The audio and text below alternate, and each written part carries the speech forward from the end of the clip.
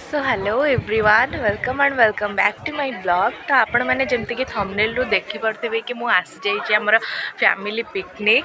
तो आमर fast destination थिला फतेगड़ राम मंदिर। आपण मो पछपटे देखि पड़ते आम मंदिर आसिक पहुँच सारी आ मु दर्शन भी कर सारी। मु एंटर नवा भूली जाइली तो से एंटर नौची।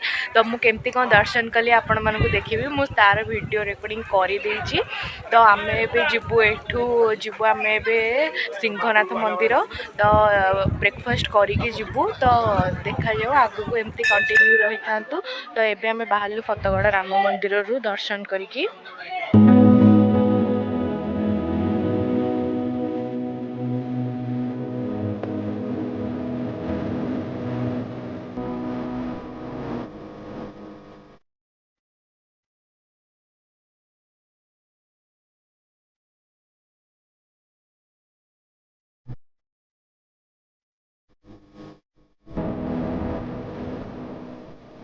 एमती आपण मैंने देखिपे मंदिरटे पूरा पहाड़ उपरे आम सनराइज टाइम रे पहुँचलु। तार व्यू बहुत ही बढ़िया थिला। देन आम पलैलु ठाकुर को दर्शन करने को। ठाकुर दर्शन बहुत ही बढ़िया होता। बहुत ही सुकून मिलता ठाकुर दर्शन रे। आउ एठी थिला पहाड़र किछि व्यू जोटा कि मंदिर उपरु पहाड़र व्यू तलर व्यू एटा थिला जोटा कि बहुत ही मस्त देखाउतला। सकाळु तो आहुरी सुंदर देखा जाउतला। मंदिरटा होछि पूरा पहाड़ उपरे पूरा बढ़िया जगह मंदिर होइछि। मु तो केबे देखि नथिली बहुत शुणी आज देखुछि बहुत ही सुंदर व्यू एठी अछि। एठी पूरा बहुत ही सुंदर पूरा पहाड़ ऊपर ही मंदिरटा। आउ एठी मो मामा अज्जा को नेकी आसुछि कारण अज्जा तो चली परिबेनी सेति से मामा अज्जा को नेकी आसुछि। एते घाटी चढ़ी की तो आसी परिबानी आमे तो सेति गाड़ी व्यवस्था भी अछि। गाड़ी आसिकी आपण को नहीं जिवो माने तळू ऊपर को आनिबो हेरी। ऊपर बहुत ही कम बाट माने लोक चलिके आसुचंदी किंतु जो माने चली परिबेनी से माने गाड़ी रो सुविधा भी अछि। गाड़ी नेकी आसी आम मंदिर बाहर के रास्तार गोटे जगार ब्रेकफास्ट रही आठी ब्रेकफास्ट सारी सारापर आम बाहर जाइलु आमर नेक्स्ट डेस्टिनेशन जोटा कि थिला सिंहनाथ टेम्पल।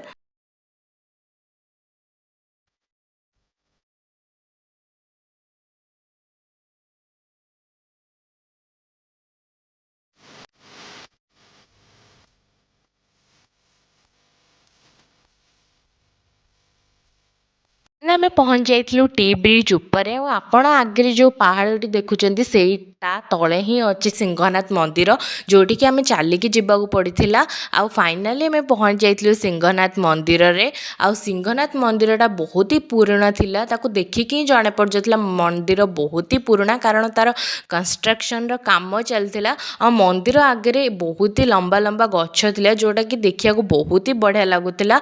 आ मंदिर रो व्यू किछि एमती थिला।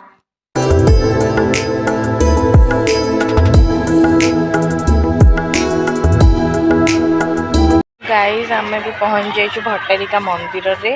आउ एठी पूरा पाखे विराट बड़ नदीटे वर्षा दिन एगुड़ा सब बुड़ी जाए मंदिर भी बुड़ी जाए पूरा मंदिर जाए पानी आसे हेरी। तो बहुत ही बढ़िया सुंदर देखा जाउछि नदीटा। तो आम जाउछे दर्शन पाई कारण पहड़ पड़ जिवो।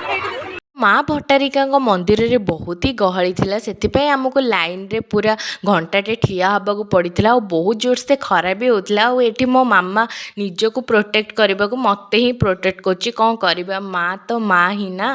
तापर आमे बाहर जाइलु आमर नेक्स्ट डेस्टिनेशन जोटा कि थिला देवझर वाटरफॉल। आ सेठी आमे पहुँचिकी आमर सेठी भोजी होउतला। आ सेठी पहुँचिकी आमे फास्ट खाइलु स्नैक्स रे। स्नैक्स तो कही हबनी से लंच टाइम हो जाइला। आमे फर्स्ट चिकेन पकोड़ा खाइलु सेठी पहुँच सारा परे।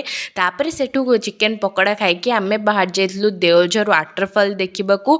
आउ पूरा जंगल भितर ही जिबाकू पड़िबो। तार रास्ता जंगल भितर ही अच्छी। आउ एठी मो आई को धरिकी नौची बिकज आई एठी चली परिबेनी कारण रास्ता बहुत ही खराब थिला। सेथिपई मो आई को धरिकी नौथिले। आ पछरे मामू माउसी माई समस्ते आसुथिले। आउ रास्ता रे एमती किसी छोट छोट वाटरफॉल ୱାଟରଫଲ୍ ବି ଦେଖିବାକୁ ପଡ଼ିବ, ପୁରା ଛୋଟ ଛୋଟ ୱାଟରଫଲ୍। ତା ଉପରେ ପଥର ଆଉ କିଛି ଗଛର କାଠ ବି ପଡ଼ିଥିଲା, ଯାହା ଉପରେ ହିଁ ଚାଲିକି ଯିବାକୁ ପଡ଼ିବ ସେପଟେ ରାସ୍ତା ପାରି ହେଇକି। ଯେମିତିକି ଏଠି ସେମାନେ ଯାଉଛନ୍ତି, ମୁଁ ଦେଖଉଛି ଆପଣଙ୍କୁ, ସେମିତି ହିଁ ଏଠି ରାସ୍ତା ପାରି ହେଇକି ପୁଣି ଉପରକୁ ଚାଲିକି ଯିବାକୁ ପଡ଼ିବ। ତ ଏଠି ପୁରା ଆଡ଼ଭେଞ୍ଚର ବାଲା ଫିଲ୍ ହେବ, କାରଣ ଜଙ୍ଗଲ, ପାହାଡ଼, ୱାଟରଫଲ୍, ତ ପୁରା ହିଁ ଆଡ଼ଭେଞ୍ଚର ଭଳିଆ ହିଁ ଏଠି ଫିଲ୍ ହେଉଥିଲା। ତ ଫାଇନାଲି ଏତେ କଷ୍ଟ କଲା ପରେ ଆମେ ଆମ ଡେଷ୍ଟିନେସନରେ ପହଞ୍ଚି ଯାଇଥିଲୁ, ଯେଉଁଟାକି ଦେଓଝର ୱାଟରଫଲ୍ଟେ ଦେଖିବାକୁ ବହୁତ ହି ବଢ଼ିଆ ଲାଗିଲା। ଏତେ କଷ୍ଟ କରିକି ଆସିବାର କିଛି ତ ଫଳ ରହିଲା। ଆଉ ସେଠି କିଛିଟା ଫଟୋ କ୍ଲିକ୍ସ କରିସାରିଲା ପରେ ଆମେ ବାପସ ପଳେଇ ଆସିଥିଲୁ। ଆମେ ଯେଉଁଠି ଭୋଜି କରୁଥିଲୁ ସେଠି ଆସିକି ଆମେ ଲଞ୍ଚ କରିଦେଇଥିଲୁ। ଆଉ ଲଞ୍ଚ କରିସାରିଲା ପରେ ଆମେ ବାହାରି ଯାଇଥିଲୁ। ବାହାରିବାକୁ ତ ରାତି ପୁରା ହେଇଯାଇଥିଲା। ଆଉ ଏଠି ପିଲାମାନେ ତାଙ୍କର ଡ୍ୟାନ୍ସ ଚଲେଇ ଦେଇଥିଲେ, ମାନେ ଗାଡ଼ିରେ ହିଁ ତାଙ୍କର ଡ୍ୟାନ୍ସ ଷ୍ଟାର୍ଟ କରିଦେଇଥିଲେ। ଆଉ ଏଠି ମାମୁଁ ବି ତାଙ୍କ ସହିତ ଜଏନ୍ କରିଦେଇଥିଲେ। ତ ଏତିକି ହେଉଛି ଫ୍ୟାମିଲି ପିକନିକ୍ର ବ୍ଲଗ୍, କାରଣ ଫ୍ୟାମିଲି ସହିତ ଯାଇଛ ତ ଏନ୍ଜୟ ତ କରିବା କଥା। ତ ଆଜି ପାଇଁ ଏତିକି, ଦେଖା ହେବା ଗୋଟେ ନେକ୍ସଟ ବ୍ଲଗ୍ରେ। Bye guys.